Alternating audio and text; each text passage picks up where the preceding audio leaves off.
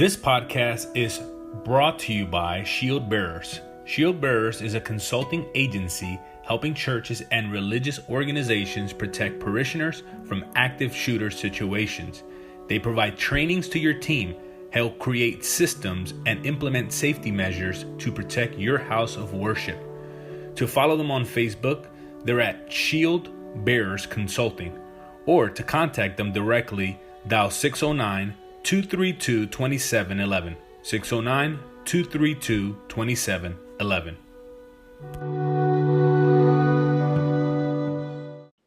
My name is Jose Vargas, and I am on a mission to help you create breakthroughs in your personal and professional life so that you can grow and lead your life with excellence. Welcome to the Jose Vargas Show. This podcast was created for leaders to help leaders strategize to create breakthroughs. I am your host, Jose Vargas. Thank you so much for listening. As you see from the title of this podcast, today's show is going to be a little different. I asked a few dozen leaders from many different sectors of life from all over the country, business owners, entrepreneurs, nonprofit organization leaders, pastors. These are fathers and mothers, and in which I'm going to be sharing their links with you on the show episode descriptions if you're interested in learning more about them. I asked them this question: what is the number one skill that every leader should have or develop in order to lead well? Again, we define leadership by influence. So whether you're influencing 1 or 1,000, this is for you. I have their answers for you, and you are in for a ride. I have their answers in their own voice. So I want you to take some notes if you are able to, or maybe apply these lessons as soon as you can in your life and in your leadership. So let's listen in to our first leader. I think the number one skill that a leader should have is self-awareness. Without true self-awareness, the leader will not be able to be aware of their own strengths, their own abilities, and to be able to lead with the confidence and humility they need, as well as self-awareness on how you make other people feel, self-awareness of how you talk to people, self-awareness of how to motivate other people. That's what I believe the number one skill that is necessary for every leader. Thank you so much, Mike. Mike Rosado is a pastor and a founder and the lead pastor of Fervent Church. Along with his team, Mike has led 3 church mergers and has coached pastors and leaders to lead their organizations to new heights and territory. You can learn more about Mike at MikeRosado.com. Thanks, Mike. Let's listen in on our second one. The question was, what is one skill or the number one skill that every leader should have when leading other people? I think one of the biggest skills that I think a leader should have is the ability to practice self-care. I think when you can show and model the fact that you know how to take care of yourself outside of being a professional, I think people will respect you, people will look to you, and people will listen to you and also follow you. Not knowing how to self-care and always looking stressed or always looking uptight or always emotional when making decisions, I think makes you look like a weak leader and not a strong leader. So when you practice self-care, you learn how to manage your emotions. You learn how to cope during stressful or difficult situations. So once you learn that, I think it just trickles down into your staff and you start promoting self-care within the organization or within your leadership skills. So that's the number one skill that I think every leader should have or develop into having: self-care. Thank you so much, Clifton. Clifton Crosby is a former NFL player. He's a consultant and he is a motivational speaker. And he is so right. You know, self-care is so critical in the life of a leader, in your life. And, you know, you can take care of everyone else, but if you're not taking care of your own life and how you are projecting yourself to the world, like Cliff said, you're going to come out and project yourself as a weak leader project no confidence because of how you carry yourself. So that is such an important component. Let's listen in on our next leader. Number one skill that a leader needs to develop, I would say it'd be emotional intelligence. We have to have emotional intelligence. If you can't be in tune with what you're feeling and thinking, then you can't analyze the situation well enough to be able to lead well. If you don't know what you're thinking and feeling, and if you can't read other people, if you can't recognize what's going on inside of them, what's behind their behavior, you can't lead them. If you can't get behind it and understand the reasons for why they're doing what they're doing, you're going to miss out. And if people don't feel connected to you, they're not going to follow you. So, understanding what's going on inside of you, inside of them, how to connect that, building that relationship, that's where trust actually happens. Because you're not doing it in a manipulation type of fashion, you're doing it to understand them, understand you, and through that connection, great things happen. That's how you're a transformational leader. That's how you're a servant leader. Knowing what's best for them will turn into what's best for your team, for your organization. Wow, thanks, Chuck. Chuck Elliot is an entrepreneur. He's a speaker. He's a coach. You can find him at elliottandashleycoaching.com. I want you to notice that in order to lead others well, whether that is your children or family, to employees or a team, you have to know yourself first. You have to be self-aware of who you are, where you are, what you have, and where you want to go. And this show is geared to help you move in that direction. Let's listen to our next leader. Man, there is a lot that a new leader is going to be challenged with. But I will say no skill is more critical than emotional intelligence. If you do not have emotional intelligence, it's going to be impossible to be an effective leader. Impossible.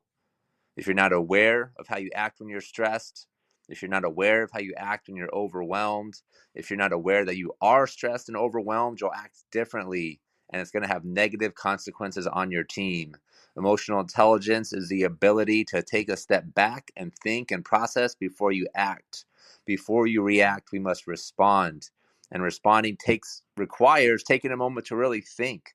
Why am I doing the things that I'm doing? Is it because it's what's going to get me to my goals? Is it because it's aligned with my values? Or am I doing this because of the emotion I'm experiencing at this moment? So nothing more critical than emotional intelligence. As a leader, we should know emotional intelligence well enough that we can teach it to the people around us. Do not underestimate how important IQ is. Do not underestimate how important EQ is. It's a big deal. It is such a big deal. Thank you so much, Jacob. Do you know how you respond under stress? Are you taking inventory of how you respond? Are you taking inventory of what you do? That was Jacob Espinosa. He is a consultant, he is a leadership expert, and he's a TEDX host. You can learn more about Jacob at jacobespinosa.com. I want you to start noticing some trends here. These leaders didn't speak to each other, and I didn't tell them what others leaders shared with me. So it's not like we got in one unison, in one accord, and got together to say, hey, we're going to share these same principles. No, I want you to notice that success leaves clues. And I want you to listen to the clues that these leaders are sharing with you and me so that we can begin to lead our lives and continue to lead our lives and continue to lead the people in our lives with excellence. Let's listen to the next leader. He is a business owner and he's a wedding advisor. He's a wedding advisor. You can find him at ireservedj.com. His name is Salvatore Rametta.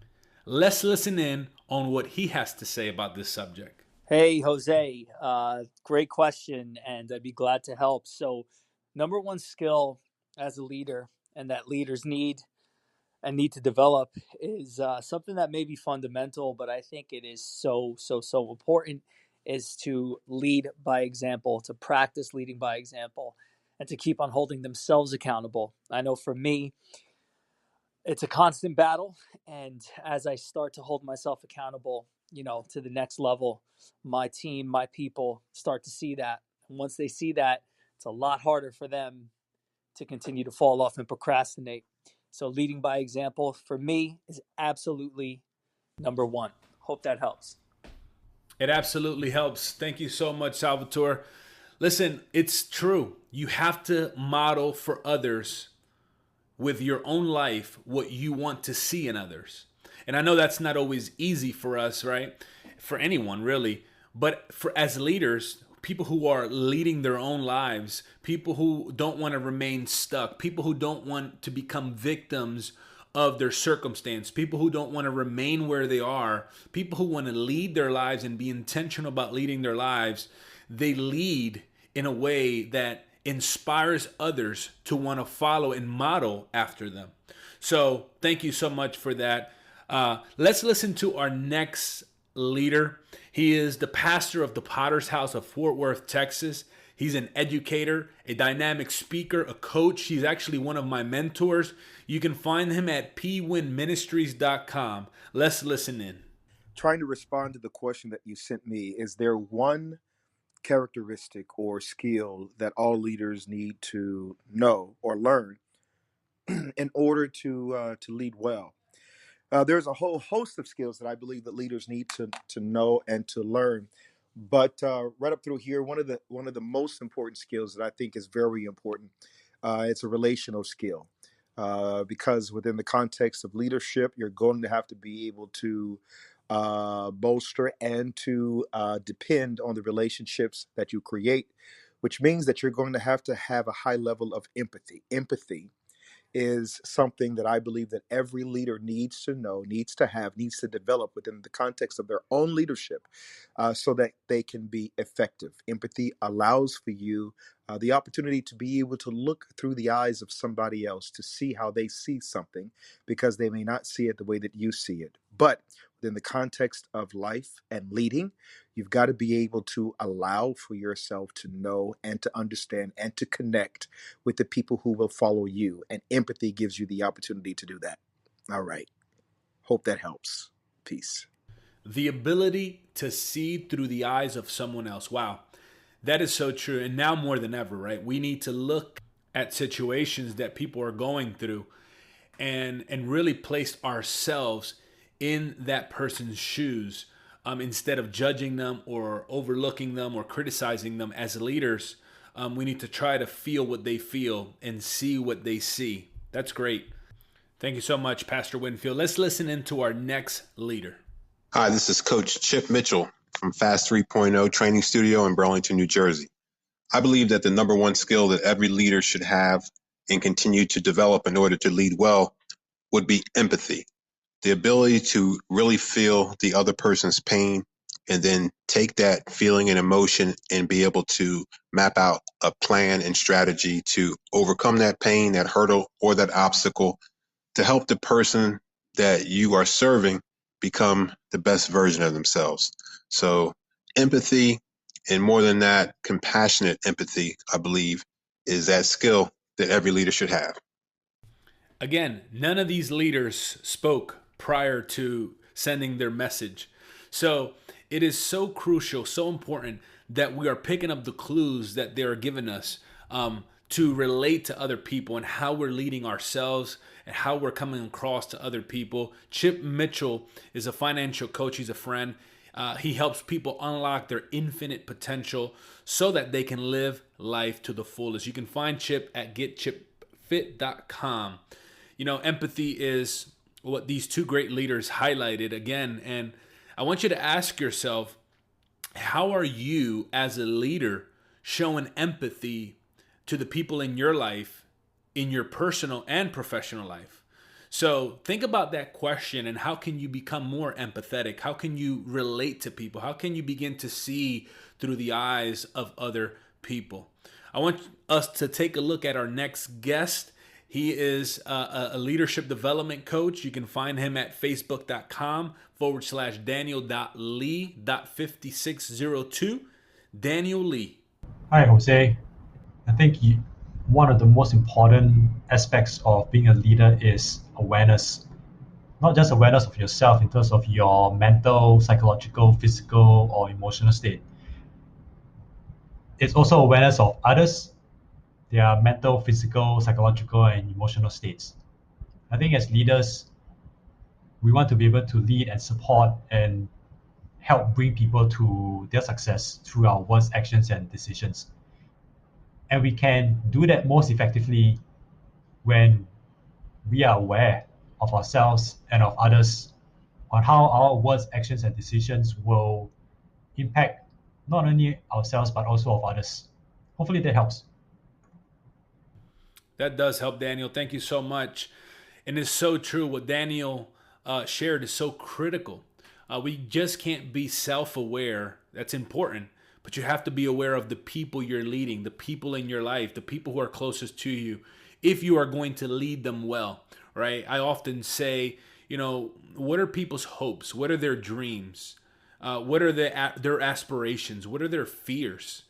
And when we know those things about our people, again, whether that is our family or whether that is the people we're leading in our organizations, it is so crucial to know and to help people get unstuck, to help people reach their fullest potential is to know them, right? To know and be aware of every aspect, at least as much detail as you can about their lives, because a true leader cares for their people. The next leader, her name's Dawn Reyes. She's the president of At His Feet Ministries. You can find her on facebook.com/Dawn.Reyes.94. Let's listen into what Dawn has to share about this subject.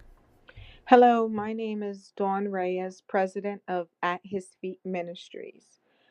One of the skills I believe that every leader should have and develop is consistency. Consistency gains trust, and people will believe what you say and trust that you will follow through. That is so true, Dawn. Consistency is critical in a leader's life. I want you to ask yourself today, how are you showing up every day? Are you holding yourself accountable? And are you consistently implementing what you believe in your own life? I was recently talking to someone and they were telling me the dreams that they had basically. And I said, do you really believe that? And he said, yes, I really believe that. And I said, well, are you living your life in such a way that it shows, that it demonstrates what you believe? And he just looked at me because he knew that he wasn't being consistent. His words weren't matching his actions. And so as people who want to lead our lives, we have to be consistent in our words, but also in our actions, right? Faith and works together, because your leadership is a reflection in part of your life. Okay, so if you are going to be an effective leader, I agree with Dawn, you have to be consistent in what you say, but also in what you do.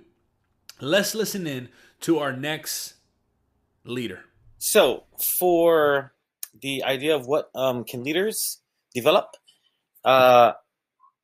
man, I get very anxious when it comes to having small talk. I think great leaders are great at doing small talk. Now, every leader naturally can stand up in front of a massive crowd and give a speech, right? Because we're just wired that way. But I think a lot of people cower when they come into a small group of strangers and needing to carry a conversation. So one thing that I know for sure is you can't teach small talk, but you can train it, right? Because small talk and the ability to build rapport is that old adage where it's caught, not taught, right? So you can't teach small talk, but you can train it by modeling what it looks like, giving somebody the opportunity to understand what it means to do that type of conversation, and then allow them to execute it on their own, in their own style and in their own fashion. So definitely in the small talk, because that's where rapport building comes in and all that stuff. So, all right, man. Great. Thank you. Man, Rob, you nailed it right there. I'm so guilty of that.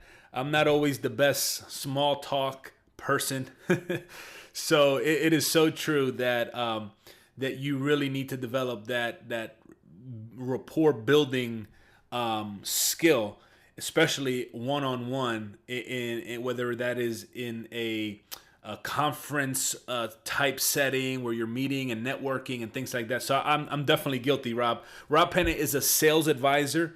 He is a marketing coach. He is a speaker, and he's actually one of my great coaches. You can find Rob at facebook.com/groups/Scale Business League. You want to follow Rob for sure. He has such a wealth of information for you. The next leader that we're going to hear from is Ariel Amador. He is a fitness coach, and you can find him at amfignitefitness.com. Hey, how are you, Jose? I believe in order for a leader to lead well, besides communication, is motivation, because a leader builds future leaders. And a lot of the times when they are not pushing or motivating individuals, you start to lose the audience. And a good motivated group leads to a healthier environment. It's kind of like when I was working in retail, and my sales associates and like cashiers weren't working and performing well because I wasn't motivated enough, and it took a toll on my body because now I was doing all the work. And when I was able to communicate with them and motivate them, then they were performing well. So instead of losing sales, now we were performing better and making better sales. That's right, Ariel. You need motivation for the journey ahead. So here's a question for you.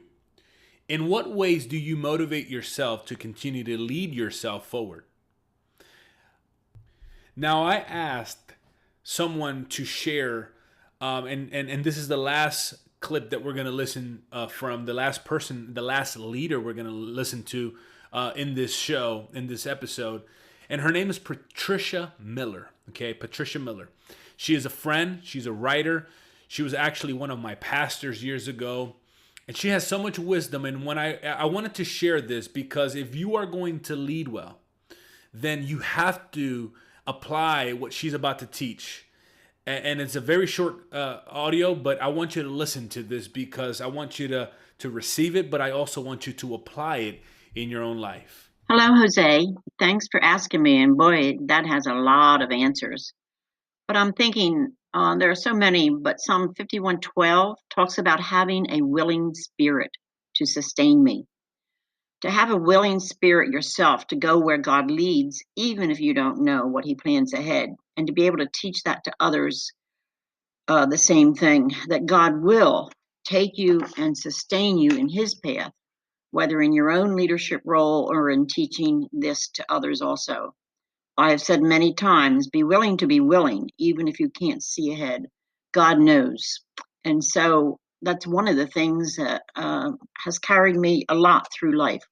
So I hope it helps in what you're trying to teach others too, to have that willing spirit. And if you don't have that willing spirit yet, ask God to make you willing to be willing. I know of many marriages that have been healed just by saying that they're willing to be willing. God bless. Man, that was powerful. Are you willing to be willing? And that is the first step, I believe, in leading your life forward. Friends, it takes time and it takes work, but together we can become a leader worth following. You don't have to remain stuck. You don't have to put up a front, but you can take actionable, practical steps to get breakthroughs and not just accept your life, but lead your life towards excellence and towards impact. Because isn't that what we want? We want to have impact in the world, and we want to have impact with the people in our lives. Thank you for joining me today. I hope you enjoyed this. I hope you'll share this podcast with another leader